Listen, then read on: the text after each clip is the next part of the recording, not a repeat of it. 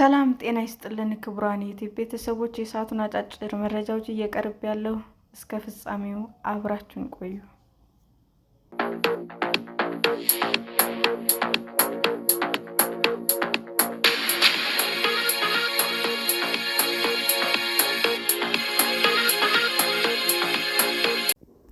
ምዕራባውያን ለፍልስጤም ሀገርነት እውቅና መስጠታቸውን ተከትሎ እስራኤል የበቀል እርምጃ እንዳትወስድ ዩኬ አሳሰበች። ምዕራባውያን ሀገራት ለፍልስጤም ሀገርነት እውቅና ከመስጠታቸው ጋር በተያያዘ እስራኤል የበቀል እርምጃ እንዳትወስድ ዩናይትድ ኪንግደም አሳሰበች።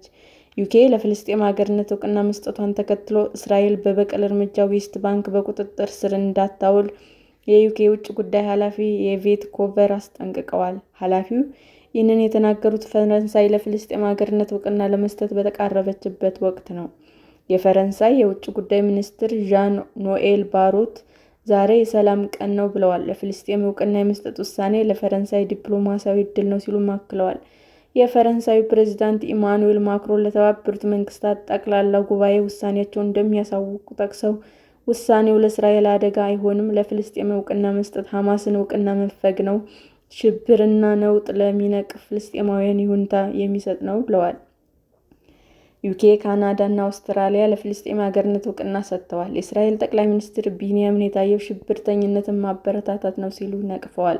የሁለቱ ሀገራት መፍትሄ በመስጠት የጋዛ ጦርነት ለማስቆም የተባበሩት መንግስታት ውይይት እንደሚያደርግ ይጠበቃል። እስራኤል አሁንም በጋዛ ጥቃት መሰንዘሯን የቀጠለች ሲሆን ዛሬ ቢያንስ 20 ሰዎች መገደላቸው ተዘግቧል። የፈረንሳይ ፕሬዝዳንት ኢማኑኤል ማክሮን ለፍልስጤም ሀገርነት እውቅና መስጠት የፖለቲካ መፍትሄ ያመጣል ብለዋል። ለፍልስጤም ሀገርነት እውቅና ከተሰጠ በኋላ የተኩስ አቁም ስምምነት ላይ ይደርሳል ብለው እንደሚጠብቁም አስታውቀዋል። የታገቱት ሰዎች እንደሚለቀቁና ወደ ጋዛ ሰብአዊ እርዳታ እንደሚገባም ይጠበቃል። በፈረንሳይ የአሜሪካ አምባሳደር የሆኑት ፕሬዝዳንት ዶናልድ ትራምፕ ልጅ ኢቫንካ ትራምፕ ባለቤት ጀራርድ ኩሽነር ማክሮን በፈረንሳይ ጸረ ሴማዊነት ለመታገል በቂ እርምጃ አልወሰዱም ማለታቸውን ማክሮን ተችተዋል። የዩኬ የውጭ ጉዳይ ኃላፊ የቬት ኮቨር በበኩላቸው እስራኤል የበቀሉ እርምጃ እንዳትወስድ አሳስበዋል። ለፍልስጤም ሀገርነት እውቅና መስጠቱ ምክንያት በማድረግ እስራኤል ግዛቶችን በግዳጅ በቁጥጥር ስር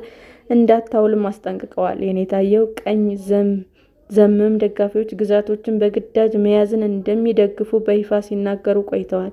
የእስራኤል የገንዘብ ሚኒስትር ቤዛሎል ስሞትሪክ በቅርቡ ባቀረቡት እቅድ ላይ የዌስት ባንክ 82% ግዛት መጠቅለልን አካተዋል።